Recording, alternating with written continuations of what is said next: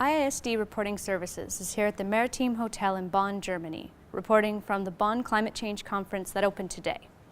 Meeting here are three bodies that support the work of the UNFCCC, the UN Framework Convention on Climate Change: the Subsidiary Body for Implementation, SBI, the Subsidiary Body for Scientific and Technical Advice, often called SBSTA, and the Ad Hoc Working Group for the Durban Platform on Enhanced Action, ADP. And this is the launch of ENB Video in the Corridors.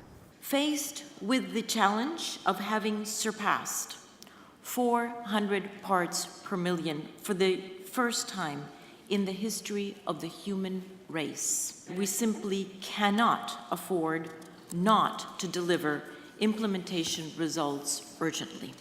CHRISTIANA FIGUERES went on to announce that the United Arab Emirates was the first country to ratify the Doha Amendment to the Kyoto Protocol. I was really proud today because there was an announcement the UAE was the first country to ratify the amendment to the Kyoto Protocol.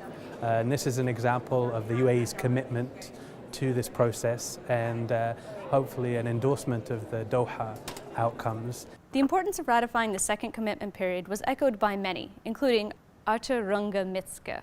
Our expectations from Bonn is, as it is the last session before the COP in Warsaw, that we really prepare well the decisions that need to be taken in Warsaw. Today, SBSTA and SBI opened their plenaries, and the atmospheres couldn't be more different. SBSTA moved through its agenda quite smoothly.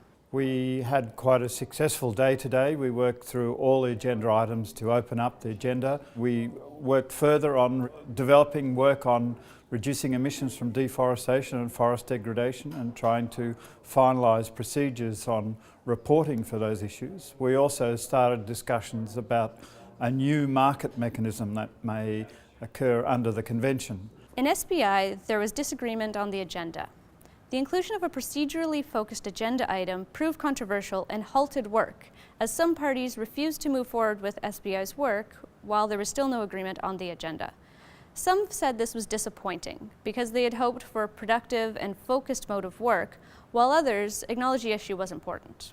It is, of course, very unfortunate this morning, the hang-up in the adoption of the agenda of the SBI. But what is equally important is that the issues raised and the concerns raised by Belarus, by the Russian Federation and the Ukraine are very valid. We really would want to see and open a very frank discussion on those issues that have been raised by those three countries.